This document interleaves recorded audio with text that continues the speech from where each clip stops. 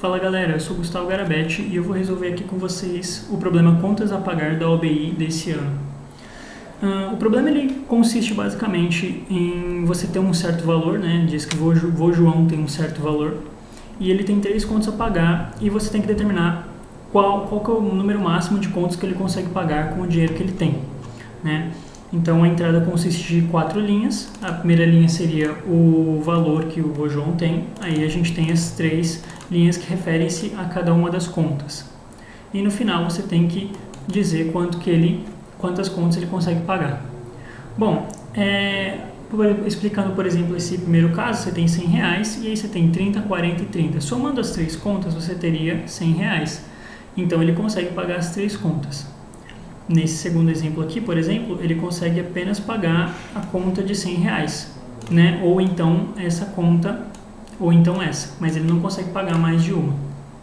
Já nesse exemplo você tem que ele consegue pagar a primeira ou a terceira, mas a primeira e a terceira simultaneamente, mas não a do meio, tudo junto, então o número máximo de contas que ele tem a pagar é 2. A solução para esse problema ela é bastante trivial. E ela vai se apropriar de um método de ordenação, né? A gente vai ordenar o valor das 3 contas da menor para maior e a partir disso a gente vai tentar pegar as menores contas que a gente consegue pagar e até que o valor seja excedido, né? Então a gente vai utilizar um algoritmo guloso para resolver o nosso problema. Os valores são todos bem pequenos, né? Da ordem de 10 elevado a 3, então a gente não vai precisar de nenhuma variável diferente de um inteiro para resolver esse problema. Então vamos lá, vamos começar a codar. Eu vou pegar aqui então terminal, vou criar aqui um contas, vou resolver esse problema em C++, né, que é uma linguagem bastante utilizada para programação competitiva. Aqui a gente vai começar colocando nossa biblioteca padrão, que a gente utiliza bastante. O cabeçalho clássico, né, do C++. Bom, a entrada ela consiste então de um inteiro V. A gente vai ler esse inteiro. Depois eu vou utilizar um vetor chamado contas, um vetor que tem 3 posições, ele vai de 0 a 2, então 0, 1 e 2 são 3 contas. Eu vou ler esse vetor, então a gente vai precisar de um for que vai de igual a 0 até 3. E a gente vai ler contas. Então a gente recebeu os 3 valores das contas.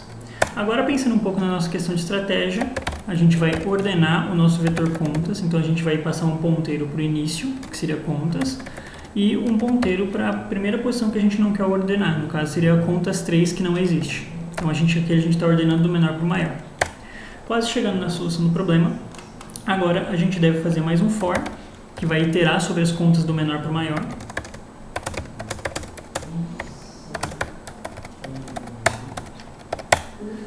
Aqui a gente vai fazer o seguinte, se a gente consegue pagar a menor conta, então a gente vai decrementar o valor que foi inserido no início, que no caso é o valor que o vô João teria desde o começo, né, do problema.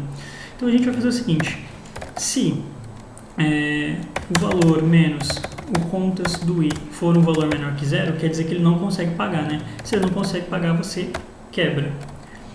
Você quebra o laço, quer dizer que ele já não consegue mais pagar nenhuma conta a partir dali. Se ele consegue, por outro lado, o que a gente faz então o seguinte, eu vou colocar um contador, número de contas a pagar, que começa com 0. A gente vai incrementar esse contador, se ele consegue pagar, né, se ele não entra nesse if, e a gente faz v menos igual contas, ou seja, a gente está pegando o valor inicial do vô João e decrementando o valor da conta que ele acabou de pagar.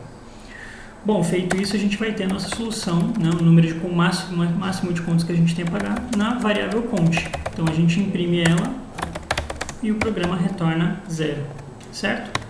Feito isso, acho que isso soluciona o problema. Como eu disse, todas as variáveis são da ordem de 10 elevado a 3, então a gente não precisa de nenhuma variável especial do tipo long, por exemplo. Então, acho que isso já soluciona o problema. Vamos testar. Vou falar para compilar aqui. Ele está no processo de compilação, eu vou testar os casos teste e depois submeter a solução.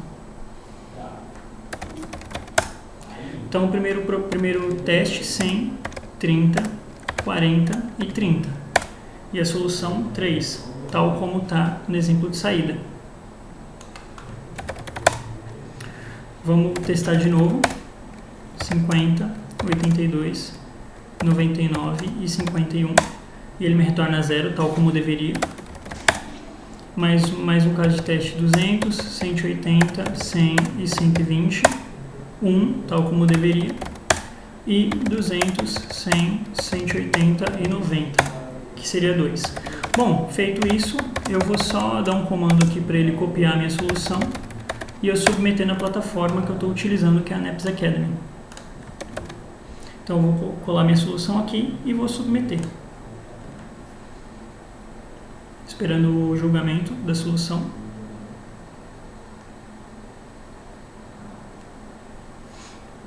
E deu aceito. Então, essa seria a solução do problema. Muito obrigado aí e até a próxima.